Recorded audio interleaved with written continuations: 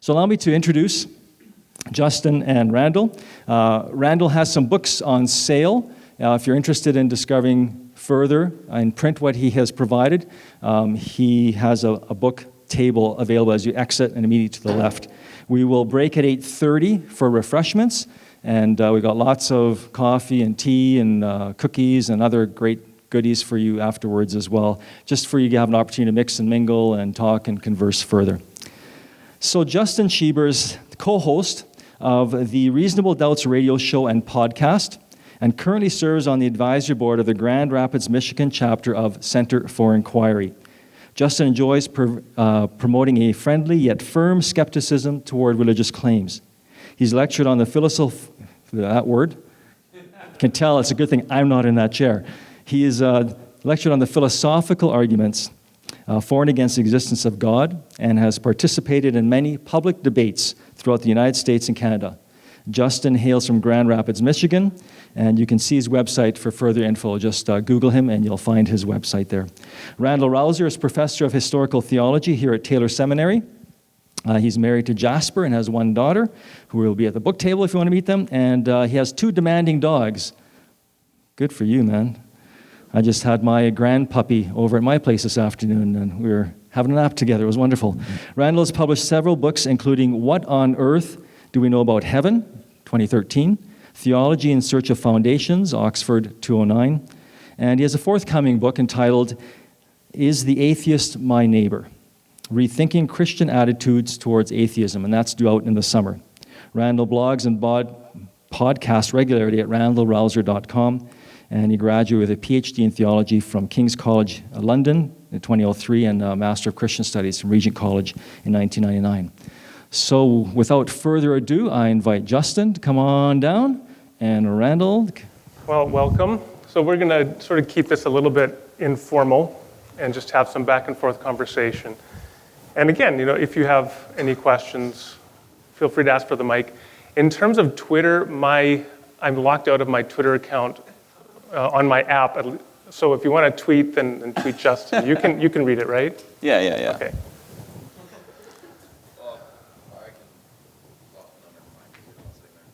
Yeah. Okay. Good to know. So I'm going to begin with a little bit of self-promotion. So Ralph mentioned that I have this book coming out, and I just I got the galleys, which is like the pre-publication manuscript last week, and read through it. And so in this book, I spend some time looking at the ways that Christians have viewed atheists and taking a kind of a critical look at that. And I think this is a good place to begin, because when we have this conversation, there's an elephant in the room, in a sense, and that's the fact that there has been a lot of antipathy historically between Christians and atheists.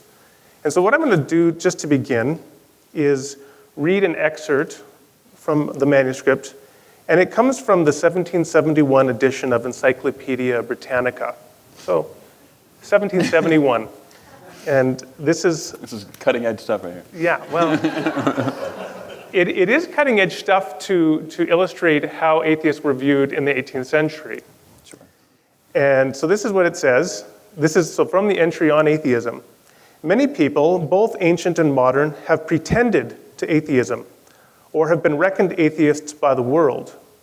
But it is justly questioned whether any man seriously adopted such a principle.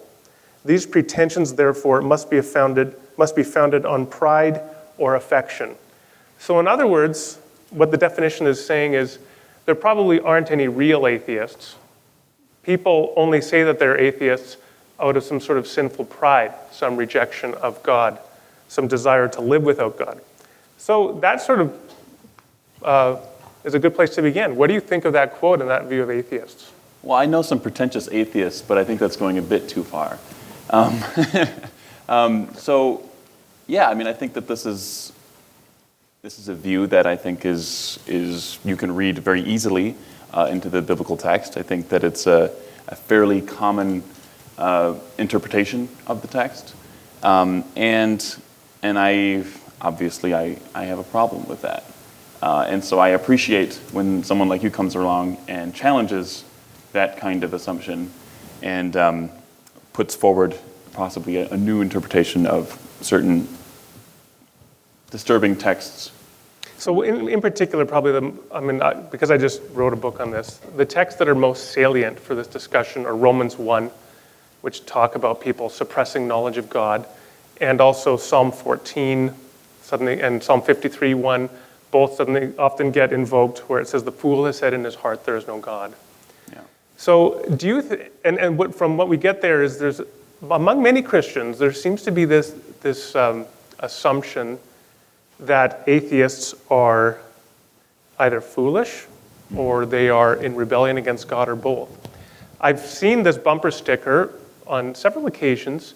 It says April 1st is Atheist Day. So Yeah. I'm wondering if you've encountered those kinds of negative attitudes of atheists today. Is this only from the 18th century, or do you get those same attitudes today? Absolutely not. Unfortunately, if you look at some of the statistics, the polling data that we have, people actually rate their, I don't know the word they used, but I think it was trust levels is what they wanted people to rate. And they had people of different identifications, and they were like religious, and there was other categories as well. And we were actually, if I'm recalling this, we were rated one of the lowest categories of persons. And so there's a lot of unfortunate bias against the atheist community.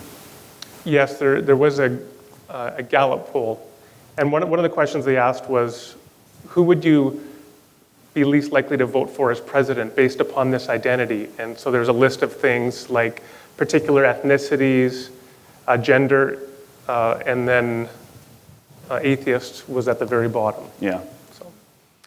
Okay, so there's some negative views Christians have toward Yes. atheists. Yeah. What about the other side? Yeah, well, I think there's quite a bit of negative views there as well. Within the atheist community, there seems to be a lot of assumption, and that it seems to be that the kind of typical view of Christians is that they're uneducated, that they're rather gullible, and I think that can be true to some degree, in the sense that when you have a culture that is majority Christian, and you have a fact that just the majority of people tend not to really analyze critically their own beliefs, then it just falls on it being, well, a lot of people that are Christian tend to not carefully examine their beliefs. But of course, this is within every community, that a majority of people will tend not to do this. And so I think it's a matter of historical contingency that this kind of bias exists. But I don't think that it is a necessary connection between gullibility and Christian belief. So I think it's simply that people who have grown up within a belief community where certain things are just assumed, yeah. if it's just assumed, then you never sort of stop and ask, why do I believe this? Exactly. So you have, as you're aware, people tend to be much more secular in Europe, generally, and a lot of those people are atheists, but they're as, I don't want to say this in a broad way, but there are several atheists there who that don't think about their beliefs, don't question them. They have this kind of assumption towards that all religious people are silly or something like that, right? And that's unfortunate, obviously. And it's just it's a problem with, I think, just humans generally, that we tend not to investigate our beliefs in a deep way, which is unfortunate, and it leads to a lot of problems and negative attitudes towards certain people groups.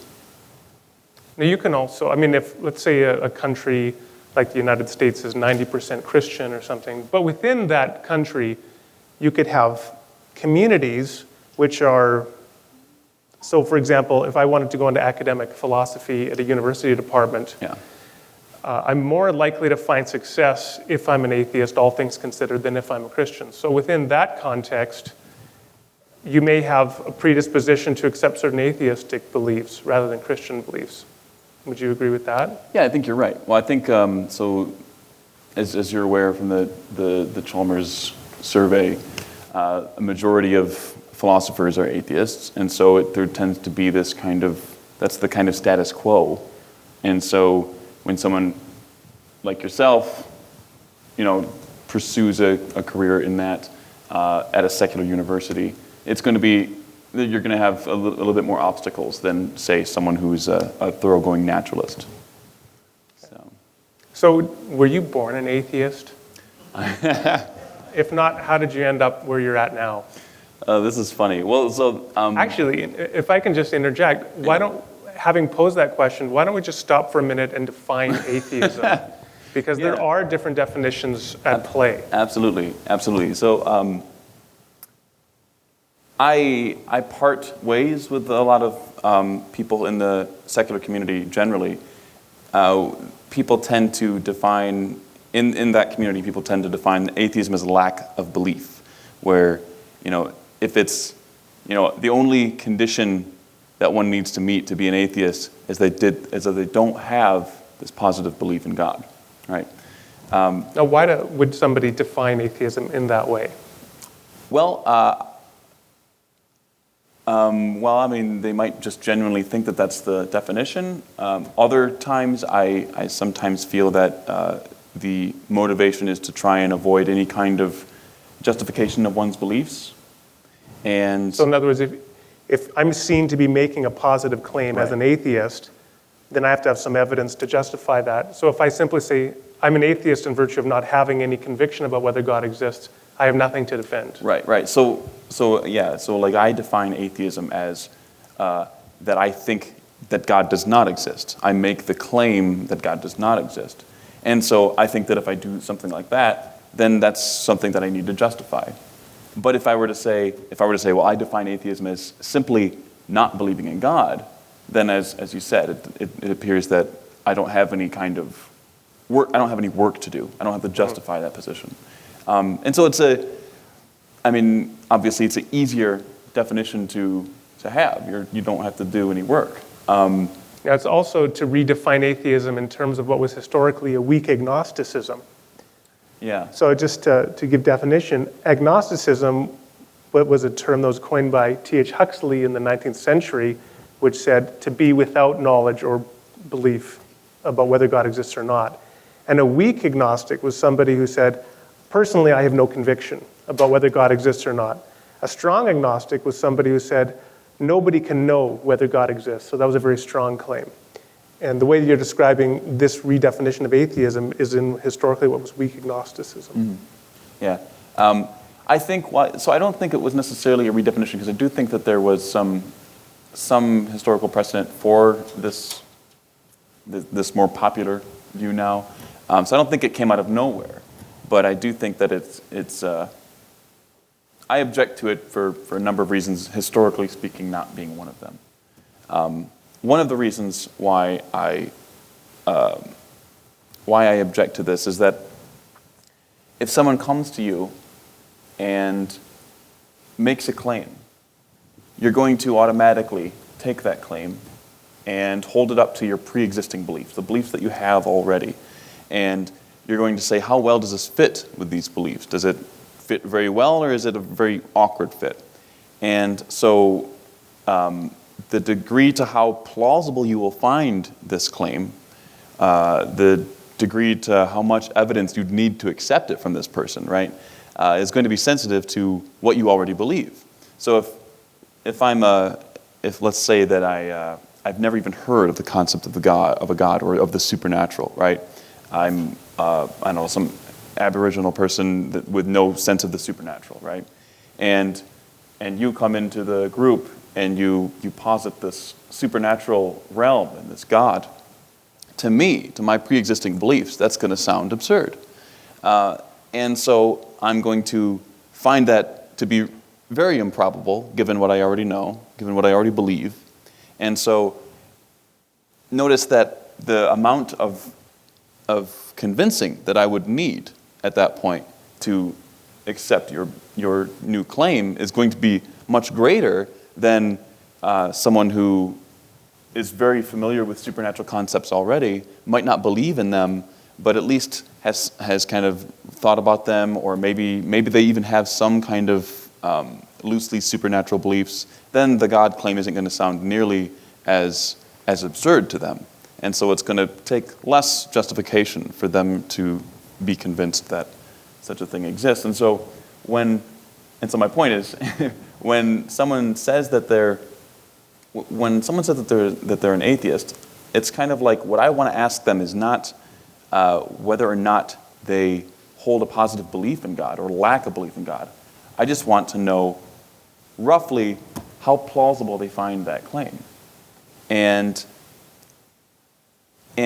for them to justify that initial reaction, right? So when someone tells me that a God exists, I find it very improbable, and I can go through and list reasons why I think that is. And so I think that's what we should be doing, is when we hear claims that are not what we already accept, we should at the very least, I'm not asking anybody to exhaustively examine the evidence. I don't think that's something that we can demand of everybody, because we don't do that to every single belief that we hold. It's just not a practical demand to make on someone. But I do think that we should at least be able to articulate why we hold the kind of plausibility assessment that we do on these things. We've been using another word, God. Yeah. So you say you don't believe in God. So it, again, begs the question, what do you mean by God? God? Begs the question like that. It assumes it assumes a common understanding of God. And in fact, I often hear among some atheists, they will say, well, we're all atheists about someone else's God. Mm-hmm. So I guess when you say God, it does invite the question, the existence of what kind of being are you explicitly denying in this context? Yeah, so obviously over the millennia, there's been a number of different gods.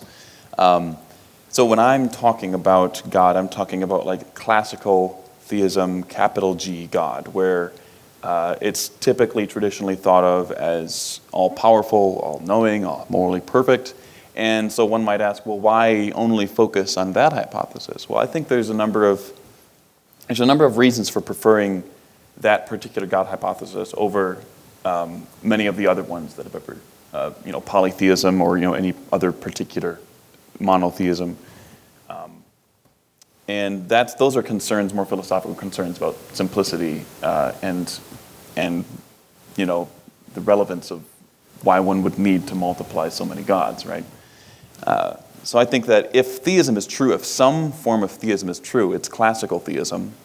And so if just I'm pause going on to that. So you would see classical theism as the most intellectually robust expression of theistic belief. Absolutely. And thus the one that you would want to focus your attention on. Yeah.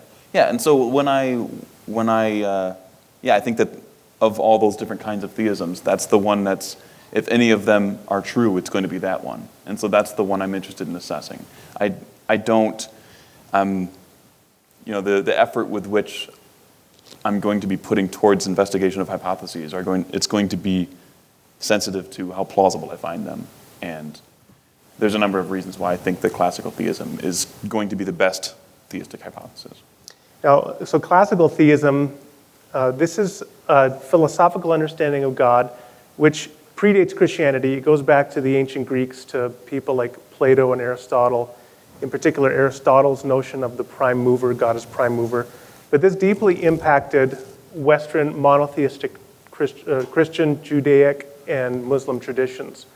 So Christian theologians, Muslim theologians, and Jewish theologians have often tried to develop their theological expressions of God within the framework of this classical theist tradition, which affirms that God is a maximally great being who has certain attributes, such as being omnipotent, or all-powerful, omniscient, or all-knowing, omnipresent, or all-present. Often he's understood to be outside time, and so on. So that's the conception that you're rejecting. You also define yourself, I hear you use the term naturalism. Mm-hmm. So can you define what naturalism is? And for everybody out here, just hold on with us because we need to get through some definitions so we know what we're talking about. and then we'll get on to the more, hopefully, lively topic. So naturalism, to me, so philosophers that identify as naturalists are a rather broad bunch.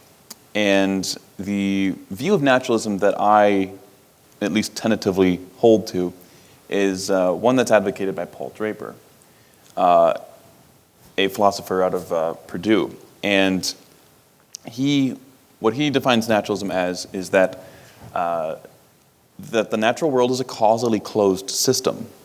And what this means is that there's no outside entities or forces that are able to causally interact within the natural world, the causally closed natural world. And so by that definition, there are no gods like the God of classical theism, because the God of classical theism is defined as an agent who's created the causally closed world and who has interacted in some significant way. And so if one is a naturalist, then theism is false. Or they believe that theism is false. And so that's roughly the kind of view that, that's a really broad conception of it. Cool, I'm going to jump in then and ask how you could possibly think you're justified to know that. Let me give you an example. Yeah. So let's say I make the positive claim that here's an interesting fact. I suspect most people here know, but Alberta is supposed to be like the one, outside of Antarctica, the one rat-free territory in the world. In fact, in the movie Ratatouille, Alberta is mentioned in in the movie as being the one rat-free. I'm being serious. Okay. Alberta had a rat eradication program since the 1950s. We were just at a bar the other day called The Rat. Yeah, but that's room on top, or room at the top, or whatever. No relation. But even so, we can have establishments in Alberta named Rat. That's possible. Not possible unless you have rats here. Well, you can have rats in pet stores, okay, but not wild. But if I wanted to say, I know that there are no rats within the borders of Alberta apart from those that are contained in cages. Mm-hmm. How would I defend that claim? Seriously, that's a pretty robust claim. Yeah. So let me just give you an example. Michio Kaku is a well-known theoretical physicist. Mm-hmm.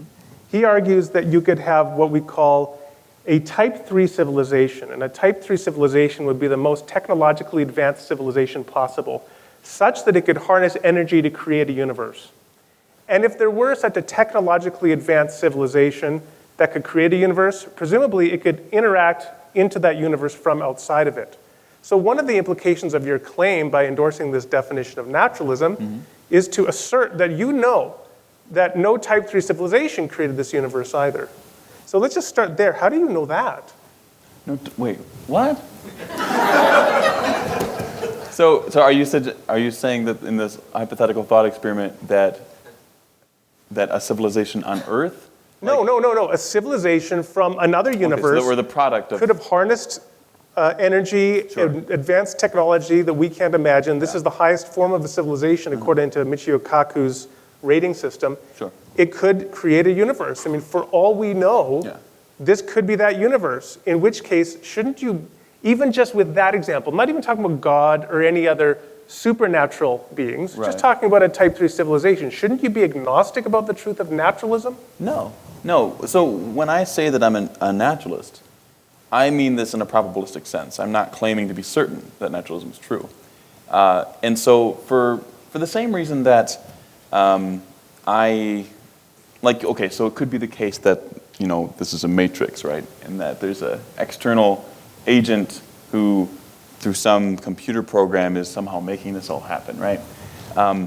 You might say, well, we can't know that that's true, right? But I think that we can have reasons to prefer that realism is true, that this is an actual physical world, right? And it's for matters of simplicity, right? So if you think about the information content on the theory that the physical world is an actual real thing, you have a very finely grained information set that exists, right?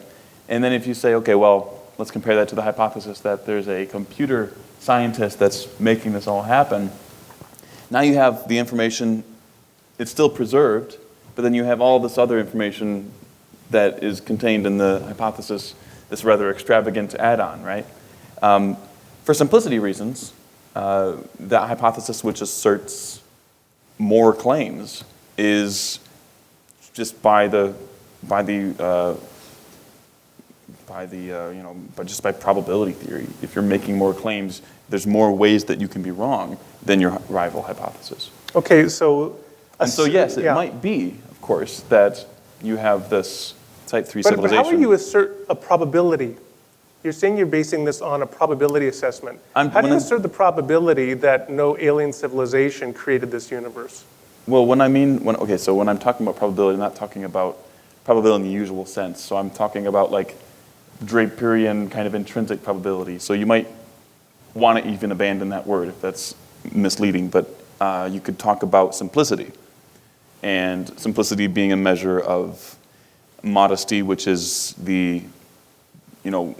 however many claims a hypothesis makes. A hypothesis that makes more claims than another one is less modest than the other one. And the coherence of hypotheses. These are also things that will determine, or that go into determining the overall simplicity of a hypothesis. And all things being equal, we should be preferring the simpler one. So when I say that I think that that's not true, I'm simply saying that I think that there's just way more ways that hypothesis could be wrong. And so I'm putting my eggs in the naturalistic basket. Well, if we want to use simplicity as a guiding criterion here, then we have two different views. One of them is world realism. I mentioned this yesterday in my talk. So we have realism and we have idealism. So realism is the view that there is an external world that corresponds to our minds. So there's a physical world out there and we're perceiving it and we're moving through it and interacting with it. Idealism is the view that there is no external world. There is just consciousness. There are just minds. And that's a simpler hypothesis because you're not positing an external world and you explain all the data. You still explain all the conscious data and you don't need an external world. So why not be an idealist? I just think that it's a properly basic belief that I'm not an idealist. See, what This is a joke from last night. Yeah. So, what I think is going on, I think the way an epistemologist or theorist of knowledge thinks about this is that what is in fact operative is what is often called the principle of credulity, which is that if something seems a certain way to you, then it's reasonable to accept it in that way unless we have an overriding reason not to.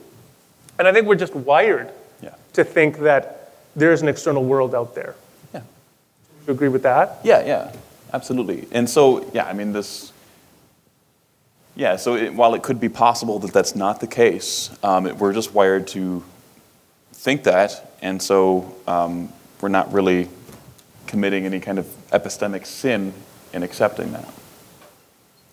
So would you accept that that's a better analysis of your other contention about naturalism as well? That when you look at the world, it just seems to you that there's no civilization that created it and there's no God? Well, when my... I guess you could put it that way. If you're taking the positive reasons I typically give for why I think that. So I think that the two big competing hypotheses here are theism, or are supernaturalism, theistic supernaturalism, and naturalism. I think that for various reasons, those are the two most serious and interesting hypotheses. And so if I think theism is false, then I'm going to go with my other most plausible hypothesis, I think, which is naturalism. So there's another way to think about it there. But again, even if you thought theism is false, it doesn't mean you should think naturalism is true, because there could be a type 3 civilization out there that created the universe and is interacting within it.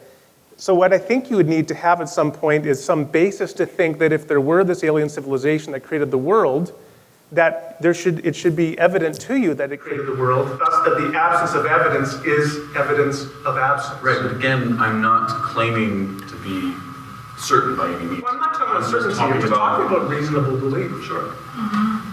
Yeah, and so what I'm saying is that for various reasons, I think that the two most significant hypotheses are theistic supernaturalism and naturalism on the other hand. Now, yes, it's possible that there are many other wild and extravagant views, right? And I'm not claiming that those are the only two possible hypotheses. Quite clearly, that would be false.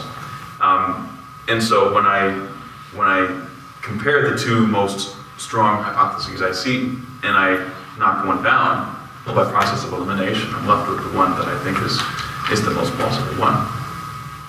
Well, we're going to come to maybe some of the reasons you have for your skepticism a little later, but I think finally we can now return to, were you born an atheist? So, we should define atheism, we should define theism, classical theism, naturalism, sort of got a lot of water under the bridge. So maybe come back to that a little bit later. Right. So in the weak sense, in the view of atheism, that all you need to be an atheist is to not have belief in God, then quite clearly I was born an atheist, right? Because I didn't have a positive belief in God.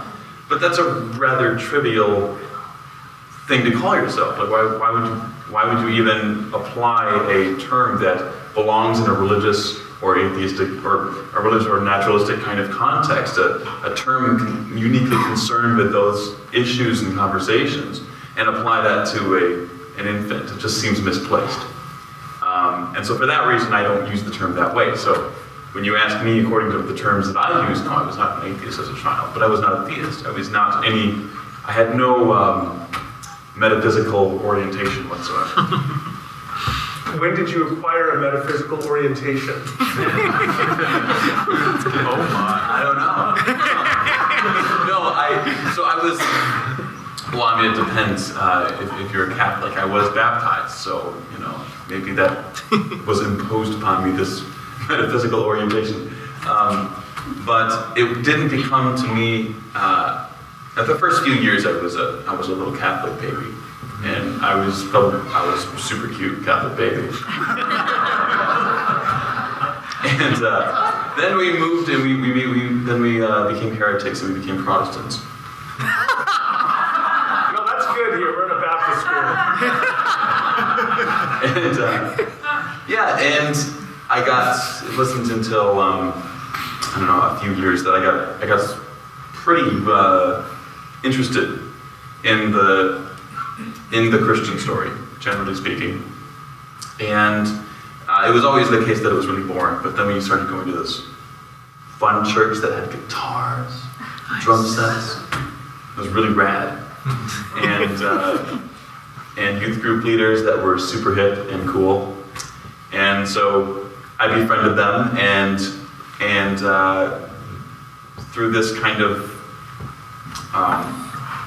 deep social interaction within the church, I befriended a lot of the staff and stuff, and started to take my beliefs, which I never really thought about before, but I started to take them quite seriously. And I was playing worship tunes, so you guys stick around, you might get into that. But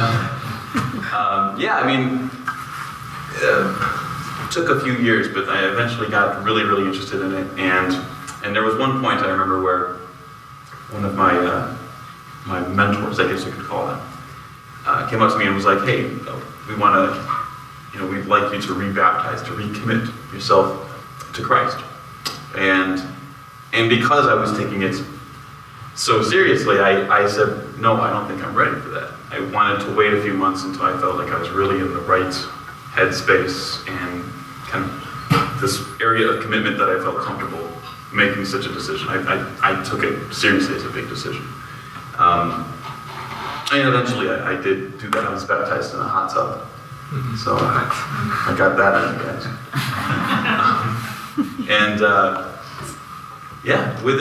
It was bizarre because at that point I've never been so deep into, I had never been to up to that point so deep into my Christian faith. And a year later, approximately from that point, I started to have these kind of doubts seep in.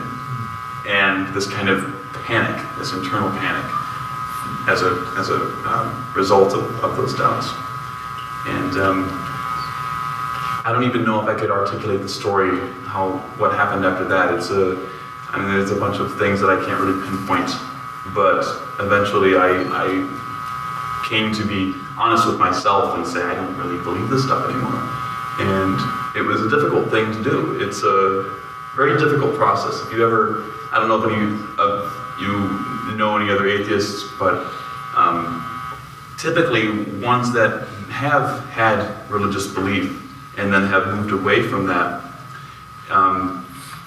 and it's an incredibly difficult process. And this is actually why the notion that atheists are rejecting God can be one of the most offensive things you could ever possibly say. Because an atheist is never doing that. They're never leaving their religion because they start not liking God. The atheist is panicking inside when this is happening, when the doubts are seeping in. At least for me. I guess I can't make that broad statement. But so I'm especially offended when I hear that, because it's something that I took seriously and I did not want to happen. But it eventually did, and I eventually had to be honest with myself, and this is where I am. And as a result of that, I got really interested in the philosophical questions, and that's eventually what I guess led me here. I think Christian churches and Protestant, evangelical in particular, which is my community, my neighborhood that I know, are often not very good at handling questions and doubts among people. There's a stigma that is often sort of hangs over the people that start asking the difficult questions, and they often learn to keep to themselves after a little while. Yeah, I didn't tell anybody for the longest time. Is it? Because you don't want to get stigmatized. Yeah. I'd like to give an example. I was at a church last year, and they were advertising this course, Christianity Explored, which is like a weekly course where you go through understanding Christianity. Is this something we can do?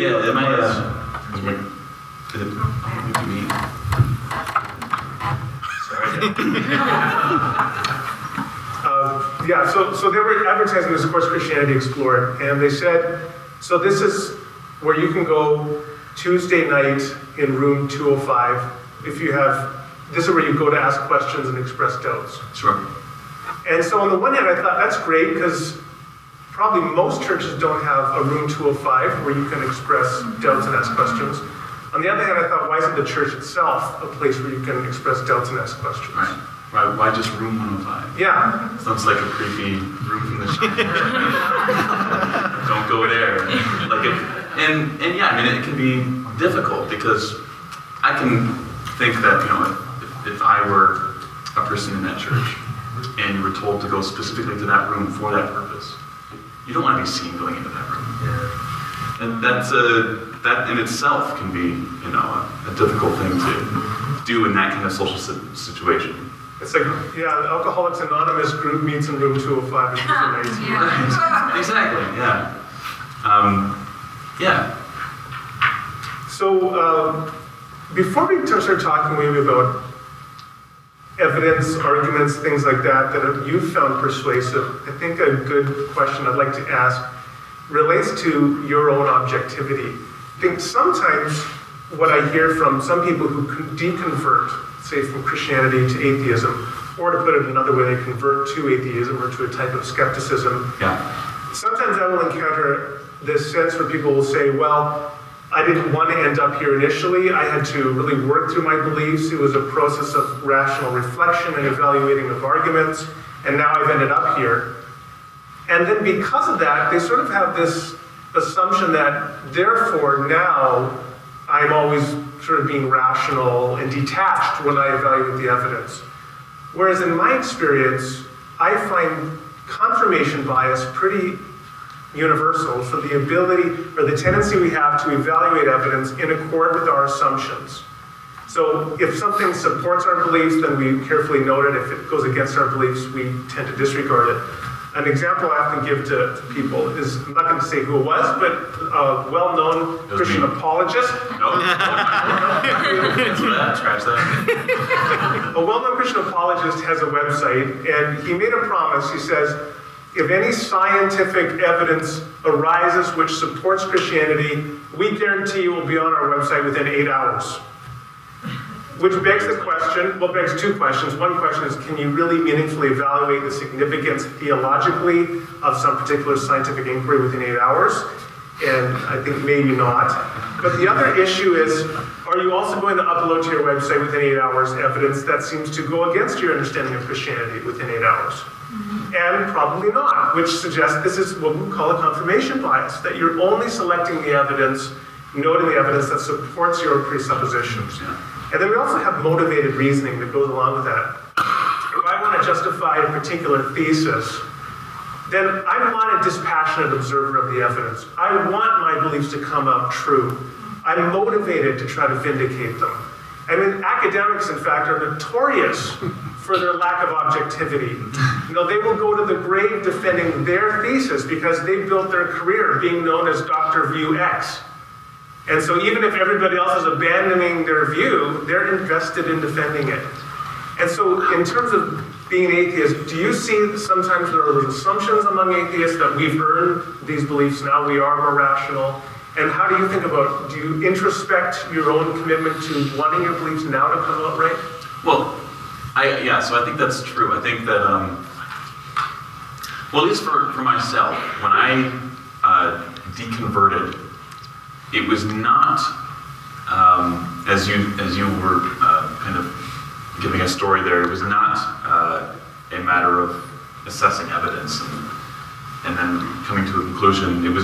This was not a rational process. This was just a matter of me, for some reason, not being able to accept the resurrection of Jesus as a thing that actually happened in actual history, like where people walked around that actually, like, where they weren't just in the storybooks, they weren't illustrations, they weren't in movies. These were people that, you know, walked around and made sounds on the ground when they walked across the ground. And these were real people, and that historically there's this claim that this person rose from the dead and ascended into heaven.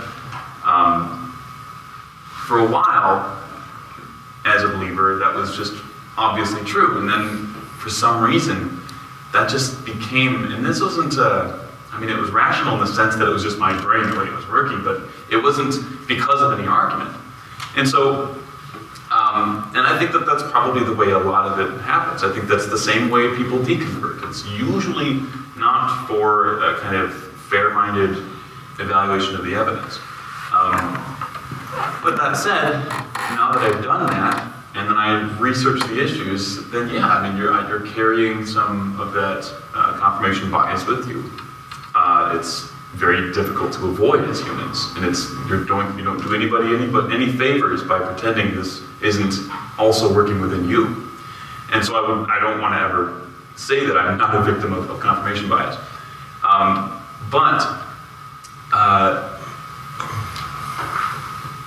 don't know what I was going to say there. But yeah, I mean, I think one important thing is to recognize that this bias exists. I think that's one of the biggest, most important things you can do to try and minimize its effect on you. Because if you do that, and if you're aware of it, I mean, there are times, I wish I could think of a specific time, but there are times when I've found myself engaging in that because I'm in an argument and it's a combative situation, right? Where I'm saying something and then I'm thinking, what am I doing? This isn't something I actually find plausible. I'm just trying to win this argument at this point because I'm, just trying to win the argument.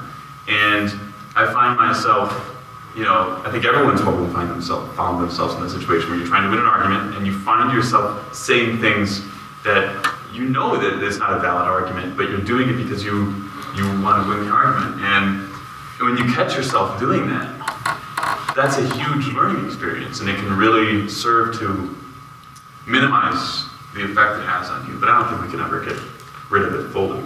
It's just a matter of being aware of it, I think. I remember getting in a debate with somebody once, and they said X, and I said Y, and so then I ran home, and I started Googling, and everything that I was finding said X, X, X, what the other person said. And I kept looking until I finally found a source that said Y. But it seemed a little bit too bald as an example of confirmation bias for me actually to take that and go back to that person. Yeah.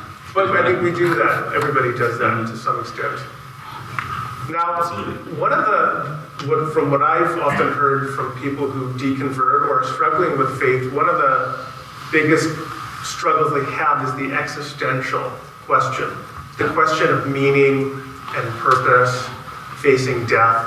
And certainly there are a lot of people, Christians and otherwise, who would look at atheism as a very bleak worldview. And there are some atheists who have done a pretty good job at describing atheism as a bleak worldview.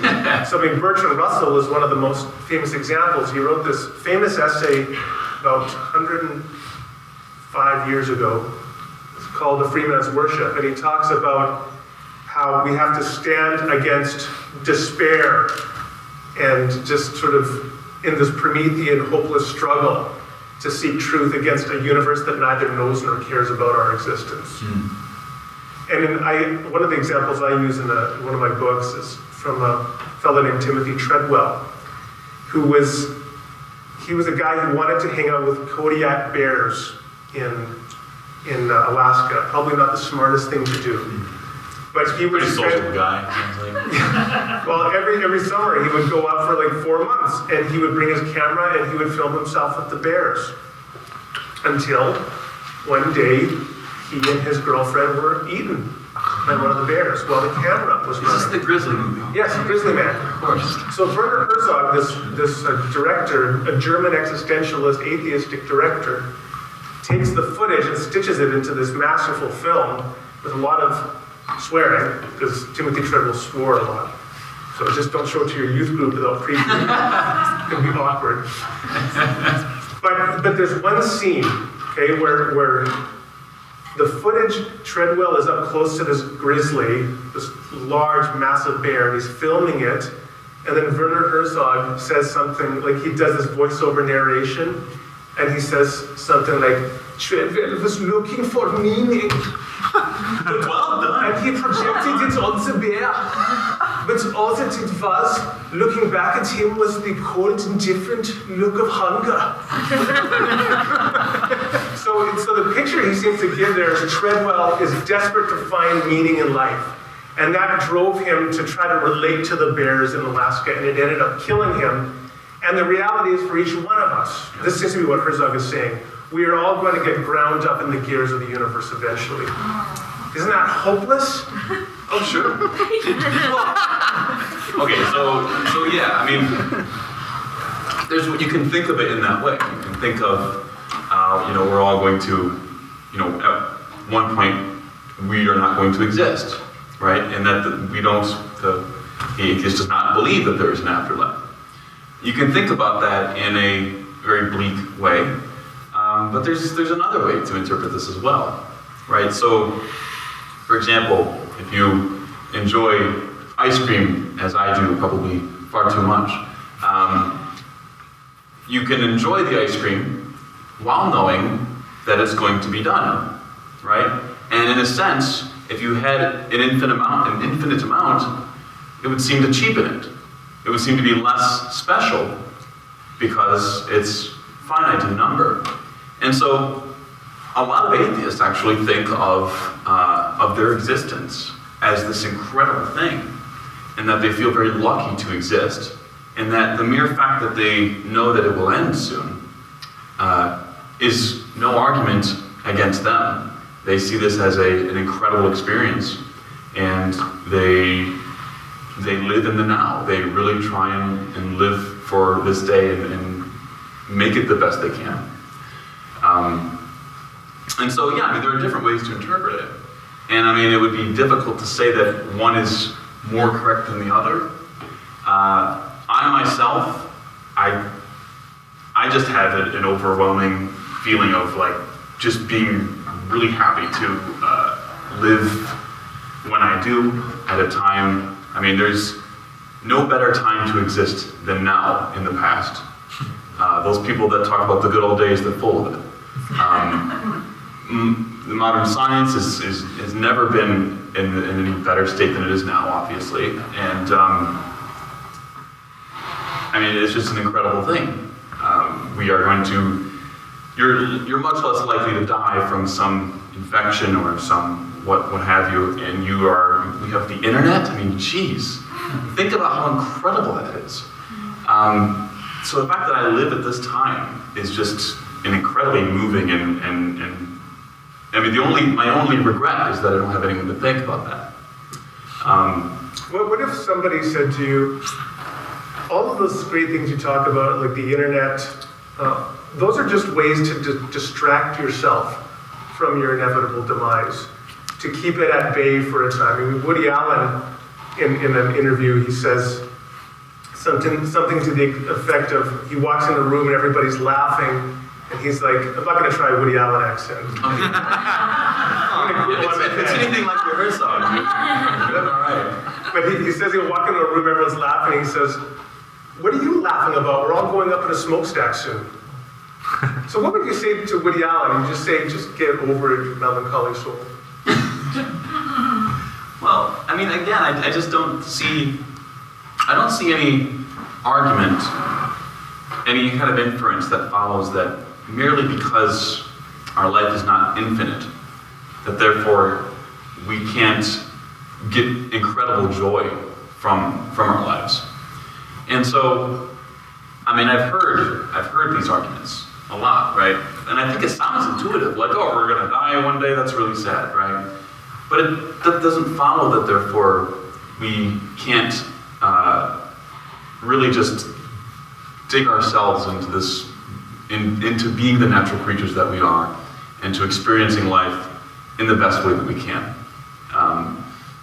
And again, to recognize that nobody is a self-made man or woman. We all depend on circumstances of birth. We all depend on each other. And it's when we forget that fact that we can become rather callous individuals, I think. And to recognize and to appreciate those causes in our lives, I think is one of the most important things that one can do. Now you said one of the most important things, which is a value judgment. So it sort of invites a follow-up question, which is, by what criteria do you judge what a life well lived is? Is it simply the personal preference that I want to, Albert Schweitzer, for example, so he, in his first career, he was a great New Testament scholar and a concert pianist along the way. Really? Yeah, and then he decided, you know what, I want to really make a difference in the world, and he becomes a missionary doctor. Yeah. And he was driven by this sense of purpose. So what is your sense for how one judges what is a value, what is a life well lived, and what makes it a life well lived? Is it simply the subjective preference of the individual? Is it what societally is rewarded or recognized as something to which we should aspire? Or is there some other basis for meaning? I think it's a little mix of a few of those things. So I think that, for example, some person who's particularly uncoordinated would not find a life in which they somehow force themselves to be a concert pianist very fulfilling. It would be a very frustrating and difficult thing, and not at all a real part of their nature. They're not cultivating their own kind of skill. And so I think that what might be a meaningful life for someone might not necessarily be a meaningful life for another person. So I get great joy from reading philosophy, and that's something, and having conversations like this, that's what turns me on mentally, that excites me. And that's not necessarily going to be the case for everybody. Not everybody is going to find philosophy even bearable. So yeah, I think that largely, it's going to be a mix of those things. But I also think that a significant part of it is going to depend on a person's skill set. Genetics will play into this, of course. Okay, so somebody, you're just inviting this. Of course, I know. Joiner. Yeah. So somebody, what they really enjoy is being. Nazis. No, I'm not. What is that rule about? Godwin's Law. Godwin's Law. Yeah, Nazis will eventually be introduced as an example. No, I'm just going to talk about the despot of a banana republic. So he enjoys maintaining his little despotic kingdom, and that's how he gets pleasure.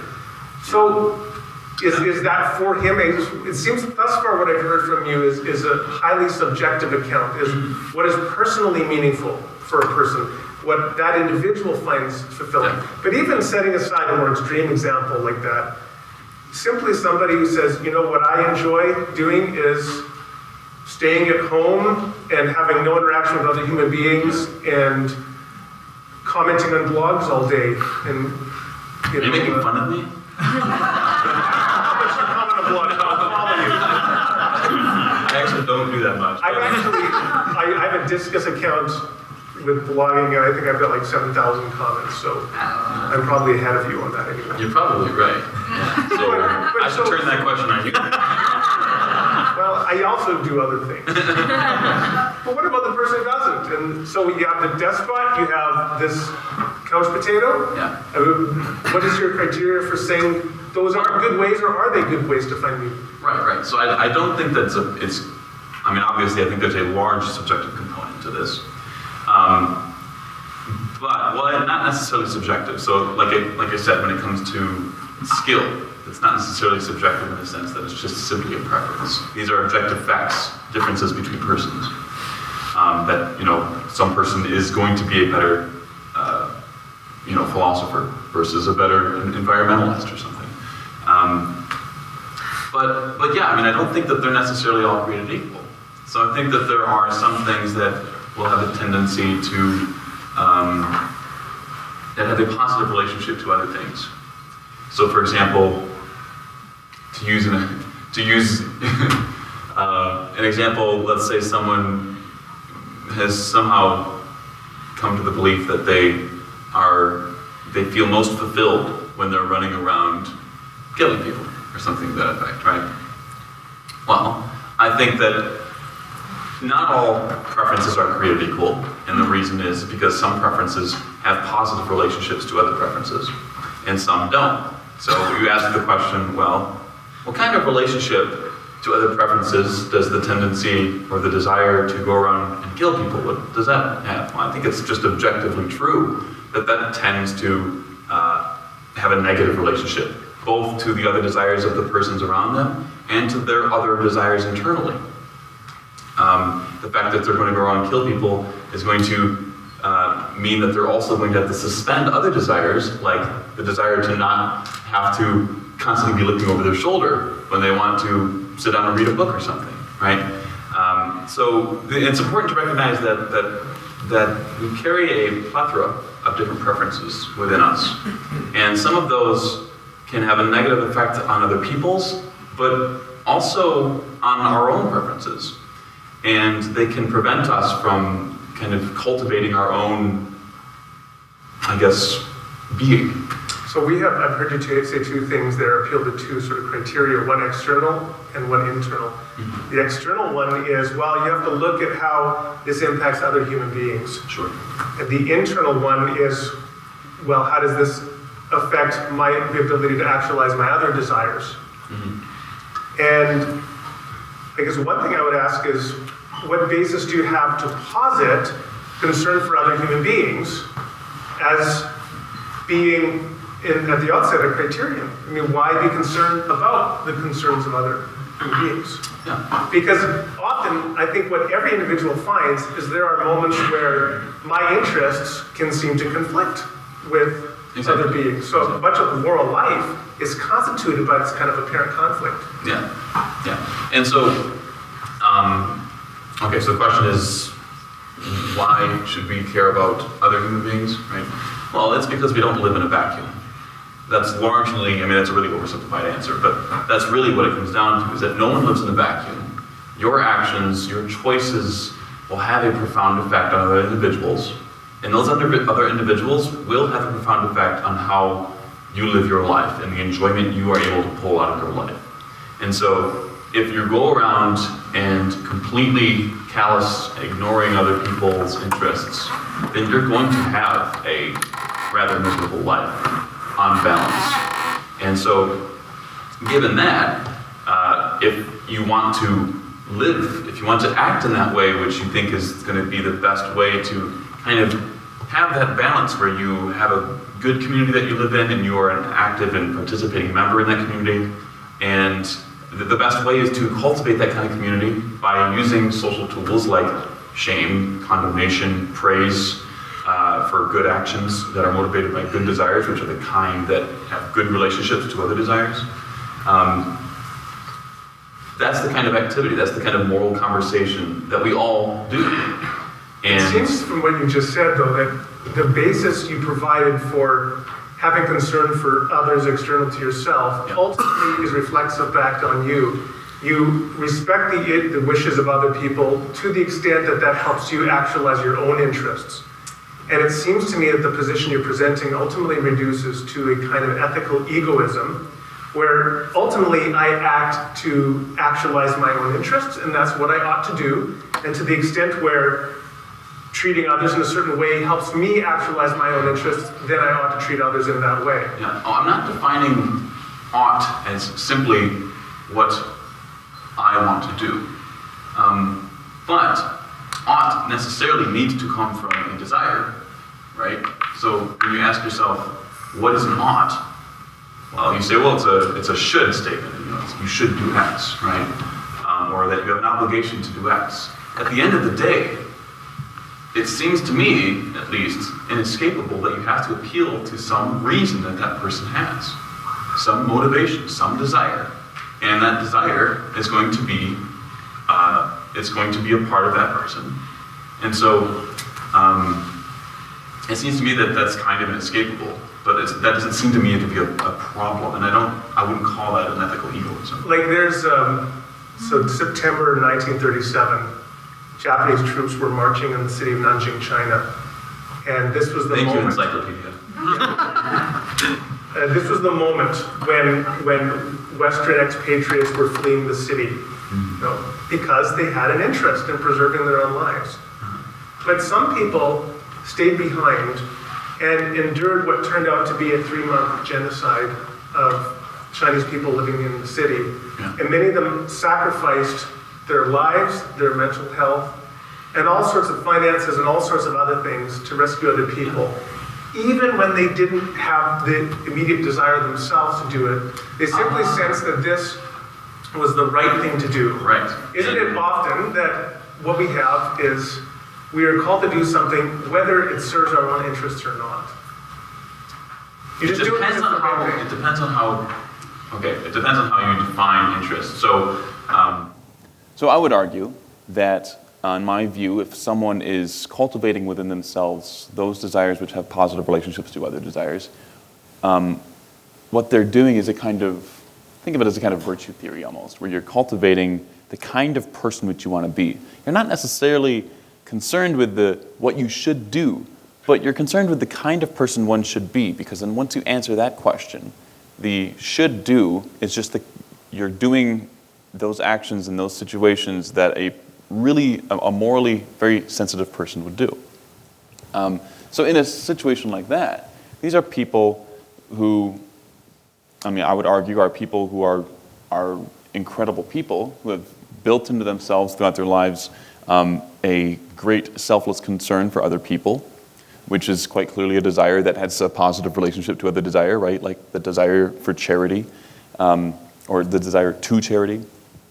And that in that situation, what they chose to do was that thing which them being the kind of person which they are led them to do. And I think that's a good thing. They did that because of the kind of people they were, because of the kind of desires they built into themselves.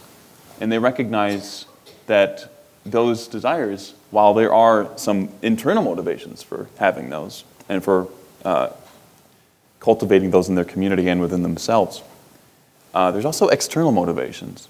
And those are just as powerful. And when you recognize that there's those two components, calling that an egoism, I think would just be incorrect.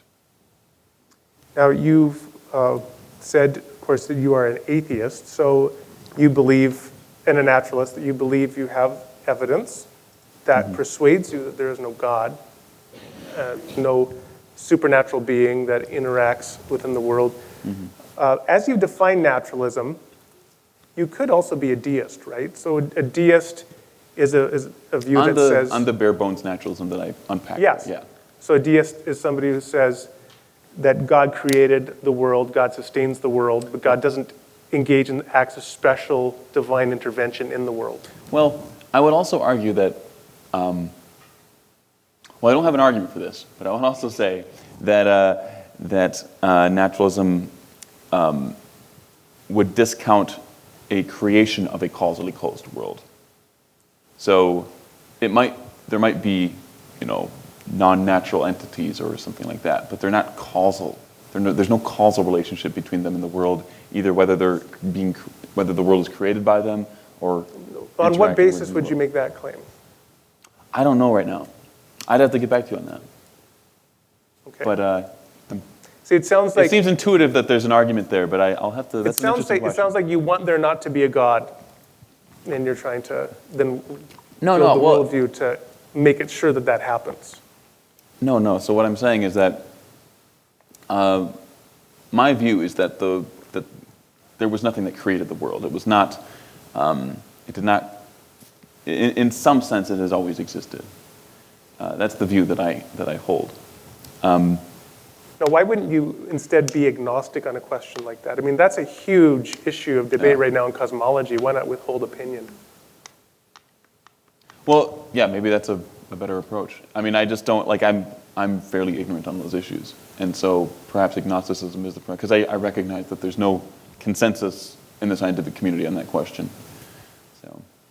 Okay, so God, as at least on the deistic view, is a possibility. I mean, deism is a live option today. So E.O. Wilson is a well-known, he would understand himself to be a naturalist, and he was a deist. Out of curiosity, Yeah. I know this is kind of off topic, but what are some of the reasons why people would be a deist? Is there any explanatory? So for example, one that would make sense today would be cosmic fine-tuning. Okay, gotcha. So the idea that there were initial conditions in the universe that had to be precisely set for this to be a life-permitting universe. But that would be causal interaction, though. No, that's before a universe exists. Certain things have to be in place for that universe to exist. Yeah, all right. I'm thinking of the creation as being a causal thing, so I'm omitting it that way. But yeah, anyways. Okay, so we'll move on then beyond deism and just talk about theism, understanding it as God acting in the world. Sure. So what basis do you have? What evidence persuades you that there is no God that acts within the world? Well, as with most things, it's not a single piece of evidence. I think there are a number of facts about our world that I think would be accepted by most informed individuals that strongly press against theism as a hypothesis. And so, again, when I'm thinking of naturalism, I'm thinking of the best naturalistic hypothesis I can think of, and then I'm comparing that to the best theistic hypothesis I can think of, and then I'm comparing those two for their explanatory power. Now, when doing that, typically people would appeal to things like the kinds of suffering, certain facts about the suffering in the world that seem particularly surprising on the hypothesis that there's a all-powerful, all-knowing, and all-loving God. Also, people have appealed to the fact that there are atheists in the world that, for all intents and purposes, seems like they would rather have theism be true, but they just can't bring themselves to believe in theism. People appeal to religious disagreement. They say that if, like the child or like the parent who wouldn't allow his children to disagree to such an extent that they start to kill each other over these disagreements, in the same way, we would not expect a loving God to allow religious disagreement to persist in the manner that it does. And to be How so... about we pause on those, because you've given three now, and maybe think about each one of them a little bit more. So let's go back to the first one. You were raising a particular problem of evil? Yeah. And the second one was something to do with divine silence or divine hiddenness? Divine hiddenness and certain facts within it, certain specific facts that I think are good in and of themselves. Okay, so let's go back then to evil again, and maybe concrete examples help. So what feature of the world, if you can give a concrete example of something that really creates a problem for you in thinking, how could there be a God if this exists? Yeah. And then based on what intuitions about how God should be, drive that conclusion. Yeah. So a sociologist out of University of Michigan went to Uganda and documented chimpanzees, tribes of chimpanzees that would battle each other, both for land and resources, for, obviously, just land and resources. They're battling over these things that we actually battle over ourselves. And these are creatures that are cognitively very much sentient creatures. And so these are creatures that can feel real suffering. This is real and deeply felt suffering to them. But these are not moral agents. So they're not making moral decisions. They're like we don't morally judge them because of the kind of thing they are. They're not moral beings. But yet, they're able to suffer. There's no reason to think that they can't suffer as much as we do when they're being beaten alive by other screaming chimpanzees in the middle of the jungle, right? These happen. They eat each other, actually. This is a very potent example of natural suffering. And then you have examples of moral suffering. Things like the Holocaust. Things like ISIS, right? Certain kinds of just mass, seemingly gratuitous instances of suffering that the kinds of suffering that seem like the exact kinds of suffering you would expect a morally perfect God to prevent. And there's a lot of instances of those. The number of these things is astronomical. I mean, if we look at evolutionary history even, just the fact that evolution is operating in our world, and the fact that suffering and death is intrinsic to that system rather than just an accidental byproduct. These are just lots of facts about suffering that seem surprising. So you mentioned too, just again for sake of clarity for people, so there are two types of evil or two types of suffering in the world. One type, Justin referred to as natural. So natural evil is any evil or suffering which results from any condition other than the intentional action of a moral agent. So, for example, people swept into the ocean when a tsunami comes in, or a person being attacked and killed by a bear, or animals interacting with one another. And there's certainly a lot of things like predation and carnivory and parasitism and so on in the world. And leading atheists like Richard Dawkins certainly point to natural evil as a major problem. Yeah. Interestingly, Charles Darwin in the 19th century did as well. So it's certainly been a big issue for people. And then there's moral suffering or moral evil, which is, again, evil, as you can probably infer, which arises from the intentional actions of moral agents such as ISIS. And these can also often overlap. So, I mean, if a person has a brain tumor, for example, and then they go out and kill somebody because they're delusional, then there's a natural organic basis for their action, but is there also an extent where there's free will involved or something? That would be an open question, perhaps. I guess the salient question at this point that we must focus on is the word gratuitous. So you sort of slipped it in there, this is gratuitous, and then you qualified it like apparently, seemingly gratuitous. I'm careful. So gratuitous, so nothing gets by me. So gratuitous, in other words, the assumption here being that gratuitous evil typically is defined as, in a particular instance of suffering is gratuitous if and only if it could have been avoided.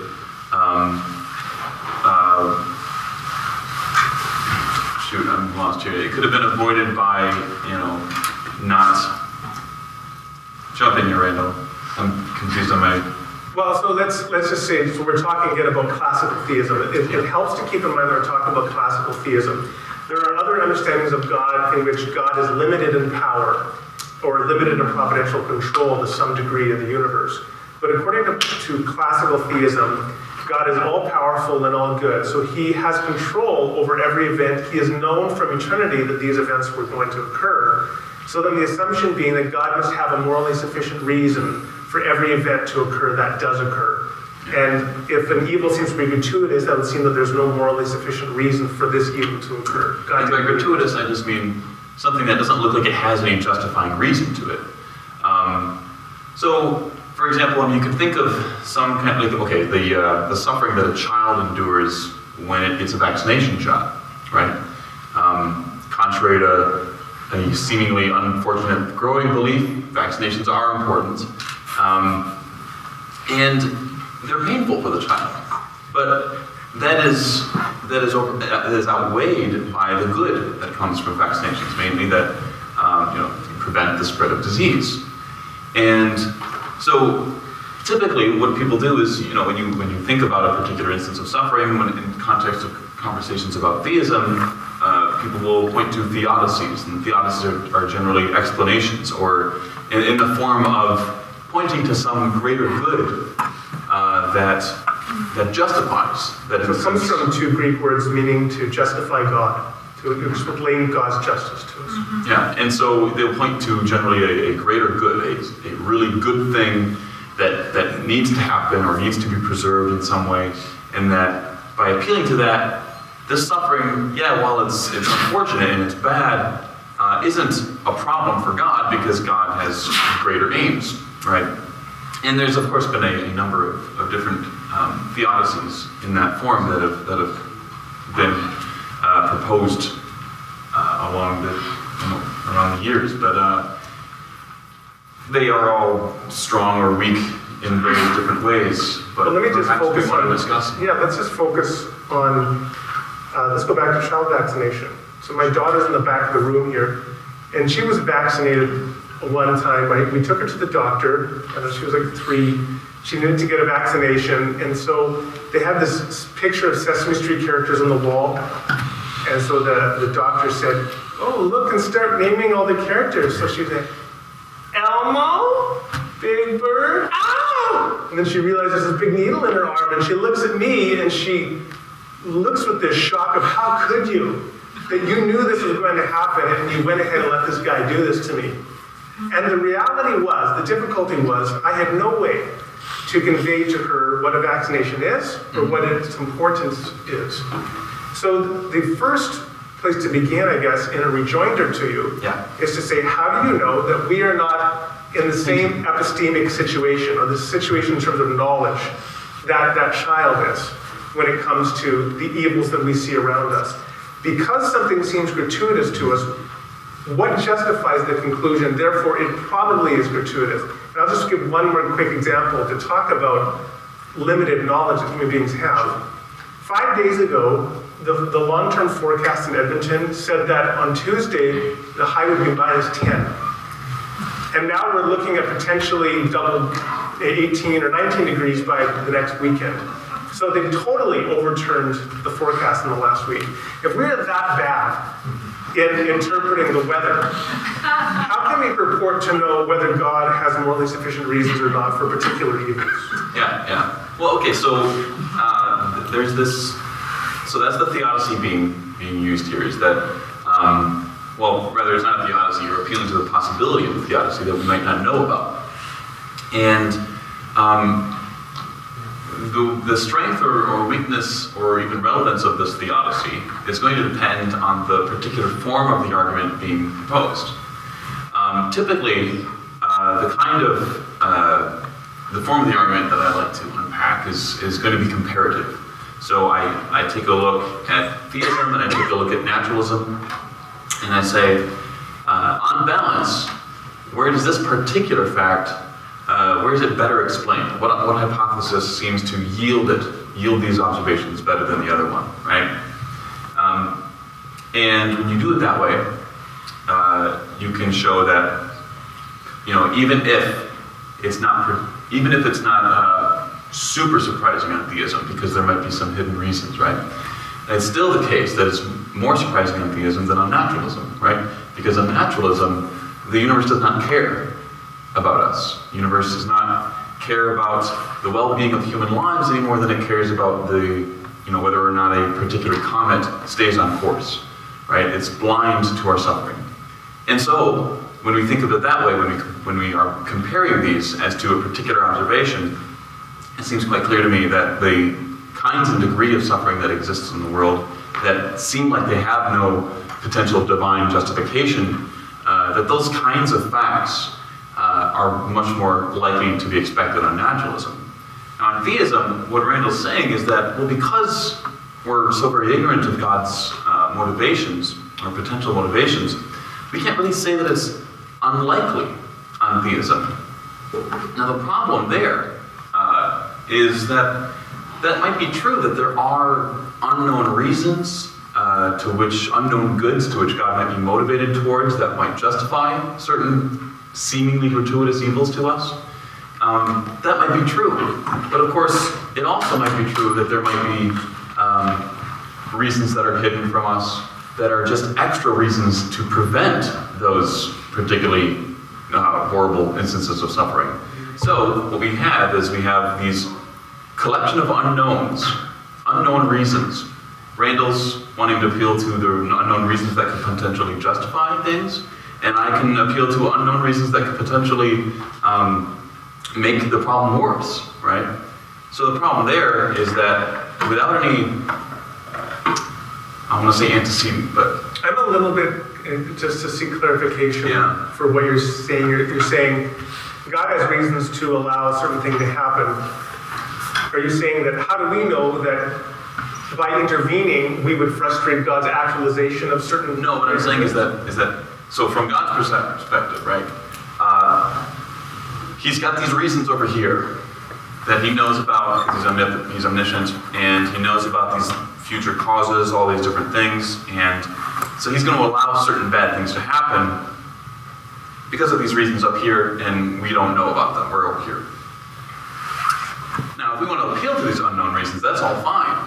If we want to appeal to our ignorance, right, about the reasons that God has available to them, that's fine. But there also might be reasons that are over here that are unknown to us, that are just extra reasons why God should not allow those actions to happen. So, but how could that be if we're talking about a God? God, the definition we're working with, is maximally good. Yeah. So I'm not clear. I understand what this next set of reasons. Well, okay, God has reasons that he should have prevented these. So you have.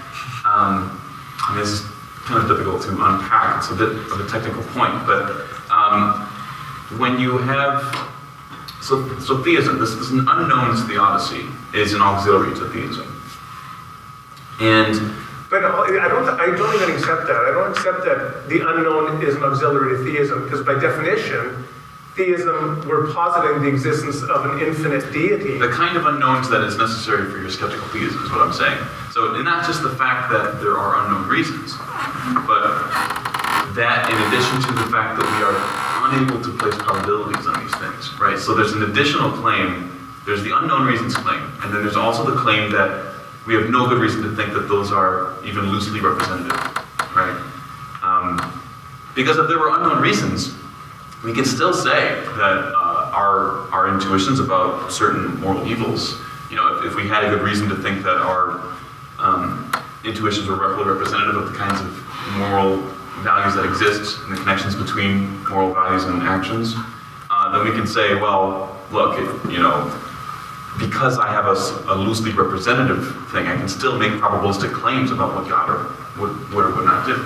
So what I'm saying is that the extra thing is an auxiliary. Now, when you add that auxiliary on, you have to ask the question, well, is that auxiliary likely on the theistic hypothesis? Or is it more likely than its denial on the theistic hypothesis? And I don't think there's any good reason we can appeal to suggest one way or the other. Now, because of that, the explanatory power of the unknown goods theodicy doesn't really do much to save that core hypothesis. One other aspect of suffering is also cases where we do find greater goods flowing out of that suffering. We started 5 minutes late. Oh, jeez. We got through one argument. We're so bad at this. another reason to stay around the Schools of philosophy just continues to develop and stretch us in ways that unfold. But what I'd like to do is, we promised the audience here some opportunity to ask some questions, and I just want to give some time for that. Yeah. We can delay our snack time. You can still leave by 9 and avoid the snack, or take it with you if you want. Well, we don't lock the doors at 9 either, right? No, we don't. So you continue on. But I would like to invite the opportunity for those who have any questions to engage those at this point in time. So does anybody like to ask a question? All right.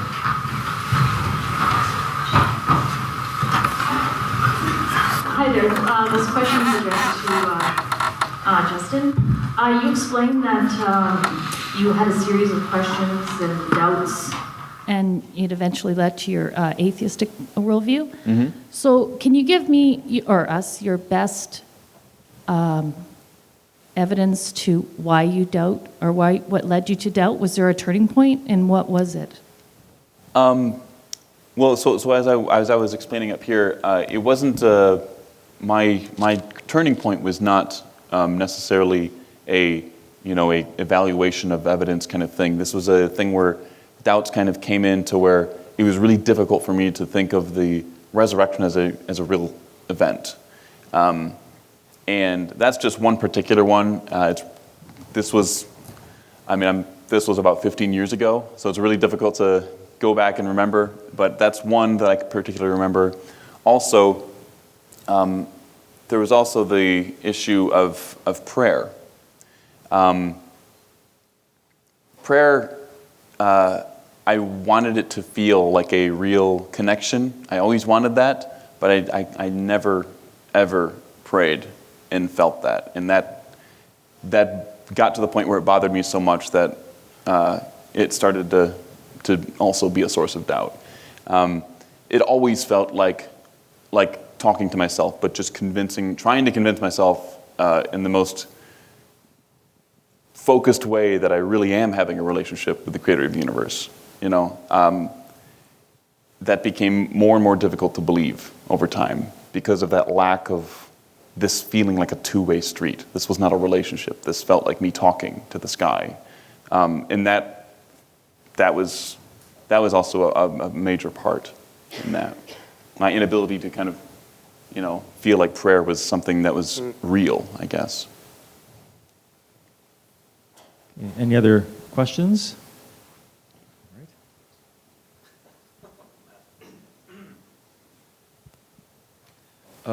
Okay, so we mentioned idealism and realism earlier in the talk, and I suppose I would like Randall Princely to answer this, and of course Justin can chime in too.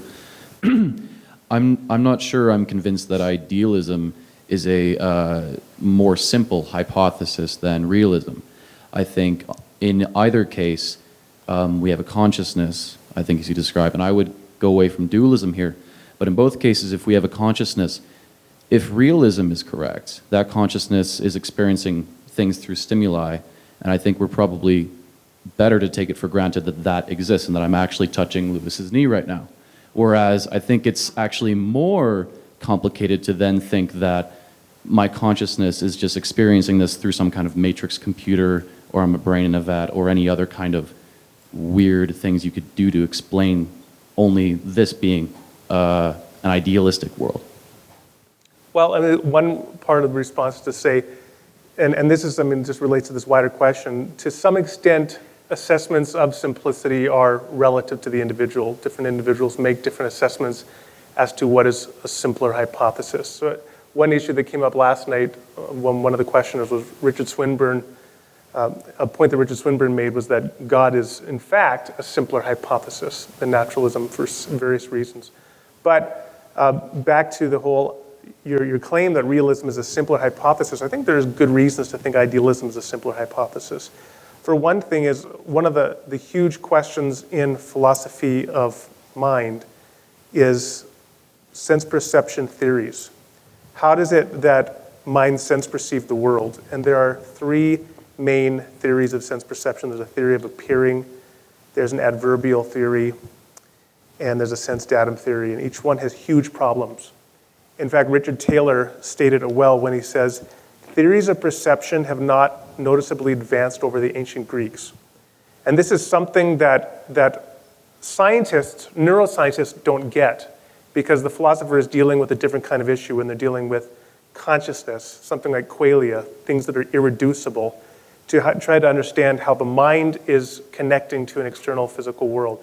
That's just one issue to talk about.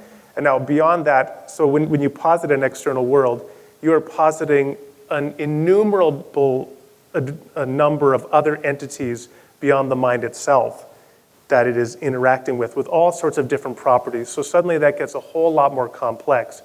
I didn't posit, when you say idealism, like George Berkeley's idealism, it's not a brain in a vat skeptical scenario, right? It's simply a minds and their conscious ideas. Where only the mental exists. You're right, that might have been unfair, so you didn't advocate that. Yeah, so I think there's a good basis to think that idealism is a simpler hypothesis.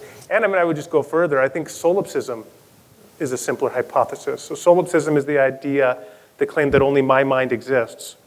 If I don't have to posit anything else other than my mind, then hey, that's pretty simple, all right? There's just one thing that exists, and that's one thinking substance and its mental states. So if simplicity is our only criterion, then I think we could have reasons. I could have a reason to be a solipsist. Yeah, if it's our only criteria, yeah.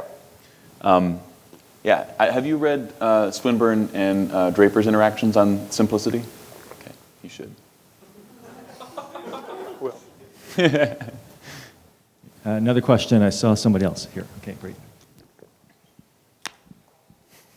The question for both of you that I would like to ask, the resurrection of Christ came up, Justin, as one of the primary things that you couldn't deal with to allow you to continue believing in God. I would like to ask what about it makes you disbelieve, and Randall, what about it makes you believe? Sure. So in the context of my deconversion, it wasn't any specific thing. It was just that the kind of intuitive feeling about the plausibility of the resurrection just started to drop for me. I can't give specific reasons for why that happened. It's not something that I actually wanted to happen. It just I just started to think, do I really believe that the resurrection happened? Is this this seems like such a fantastic claim? I've not even really, I don't have any specific points on that. It was just it was more an intuitive historical reflection, I guess. And but if you ask me now, after looking into it about the resurrection, I just don't think that there is a case to be made. People have made a historical case for the resurrection. I just don't find those arguments very compelling. I guess. Well, I would say that there are two ways one can go about that. And so one way to go about that first of all, I'll come back to history in a minute, but another way to go about that would be through personal experience. Because I think if God does exist, and if God the Son really did become this human person, Jesus, then it is, I think, possible for God to interact with people as individuals apart from the study of history. And that concession allows for the fact that people don't have to go back and study the history in order to have an experience of Christ and have a basis to believe that he exists. So I don't trivialize. I take very seriously the average Christian who says, I know that my Redeemer liveth, because they've had a particular experience. At the same time, history is also important. And I believe another way that one can have justified beliefs about Jesus and his resurrection, historical beliefs about him and his resurrection, is through the study of history. Michael Licona is one of my friends, and he's one of the leading experts in the world right now on the resurrection. He's got a 700-page monograph on the topic if you really want to go into depth on it. But I'll just give very briefly one line of evidence, and it's just obviously too much to go into here. But one that's significant for me in particular is 1 Corinthians chapter 15. People often, the first place they want to go is the Gospels. But in 1 Corinthians 15, so this is an epistle that Paul wrote to the Corinthian church in about the year 55. So that's about 20, 25 years after the purported event. And at the beginning of chapter 15, he says, "What I received, I passed on to you as of first importance." First thing to note there is that that's a formal rabbinic phrase. So in other words, within the rabbinic tradition, if you receive something, then you faithfully pass that on to your disciples from your rabbi. You don't innovate on it. So sometimes skeptics like to play the whisper game, say, oh, it's just like whispering around the room. By the time it gets to the other end, it's totally different. That's to totally trivialize and not even understand first century Judaism. So this was a serious affair about maintaining and faithfully passing on beliefs. So he says, what I received, I passed on to you. Well, what's he talking about there? He's talking about an earlier point where he was in Corinth that he gave them this teaching, which is probably about the year 51. So now we're within 20 years. And then note that Paul says, it's what I had received. There is a good reason, even a scholar like James Dunn, who's known, a New Testament scholar known for being relatively liberal in his theological persuasion, so he doesn't have some dogmatic axe to grind. But he nonetheless says that he believes what Paul received was probably within a year or two of the purported events. So when he went to Damascus, or even 3 years later, maybe in the year 37, when he traveled down to Jerusalem to confirm his teaching with Peter and James, which he talks about in Galatians 1 and 2. And then so he goes on from there and says, what is this teaching he received? He talks about Christ died, he was raised, he used the Greek word anastasios, to come back to life. And then he goes on and talks about appearances. Appearances to whom? Well, interestingly, he mentions, among others, he mentions Peter. And for me, one of the most persuasive is he mentions James, the brother of Jesus. We know that James became a leader in the church in Jerusalem and was probably martyred around the year 62. And Josephus, so a non-Jewish historian, talks about James as being the leader of the Christian church. James was the brother of Jesus, and interestingly in the Gospel of John, it describes the brothers of Jesus as being skeptical of his claims. Now that's what historians call the criterion of embarrassment, because you don't include a claim like that if it's embarrassing to your cause unless it's true. What other basis would John have to recount that the very brothers of Jesus were even skeptical in his claims? So what we find then, if we put that together, is James was probably skeptical of his brothers being Messiah. And I have a brother, so I know what that's like. You know, you kind of got some doubts. I grew up with this guy. And yet, at some later point, he becomes persuaded that Jesus is the Messiah. And in fact, he dies. He is martyred in Jerusalem for his faith. So you have to ask, what would convince somebody like James to change his mind about his own brother? And I think it's right there in 1 Corinthians 15. It was these post-resurrection appearances. And one more thing is to understand is people can try to dismiss these, oh, those were visions. It's not talking about visions. Stephen in Acts 7 has a vision of Jesus when he's being stoned. The New Testament these writers knew the difference.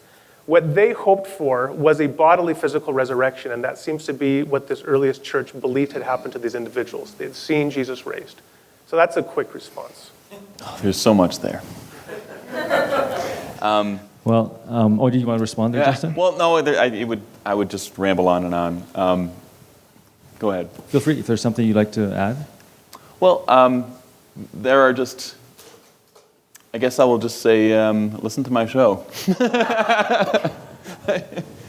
A number of the claims, like the martyrdom of James, when you go back to the original sources, are there's a reason why historical scholars throw huge doubt on the claims about the martyrdom of the apostles. This is just, this is not nearly as strong as people seem to suggest it is. And we do an entire two-part series, and we also interview a Christian scholar out of Notre Dame who wrote a book about how how that one part of the book was about those martyrs, and how she's actually a historian on the very specific topic of early Christian martyrdom.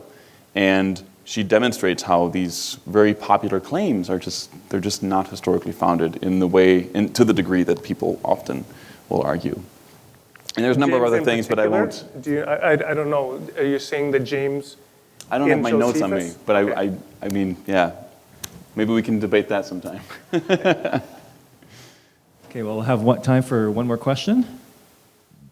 And then we will give you the opportunity to continue conversations informally around our refreshments. I just want to ask Professor Rauser, the cosmological arguments for God. I understand the natural world is as a closed system from your argument there, but there was science once believed that the universe was a steady state, and I think that's where your argument goes. But now that science has shown that there was a Big Bang, so to speak, and the universe is expanding, that implies that there's a Big Banger.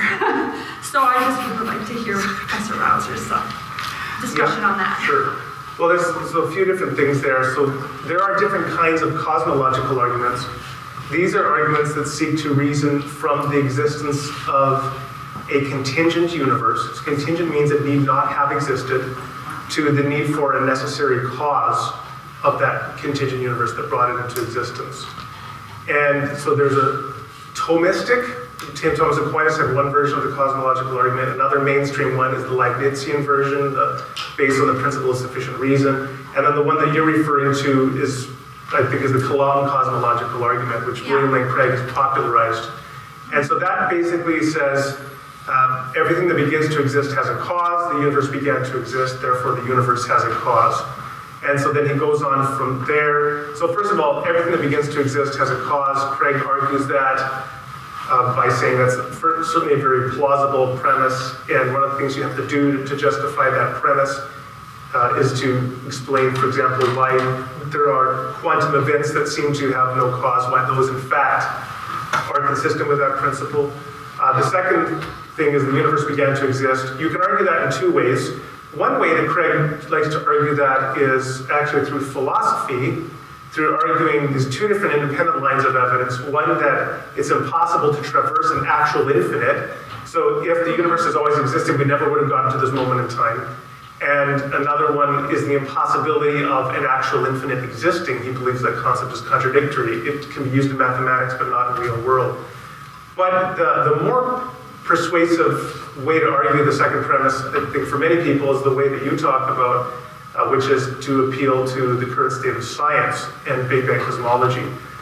And there certainly are many people who are defending that version of the cosmological argument, other people who are skeptical of it.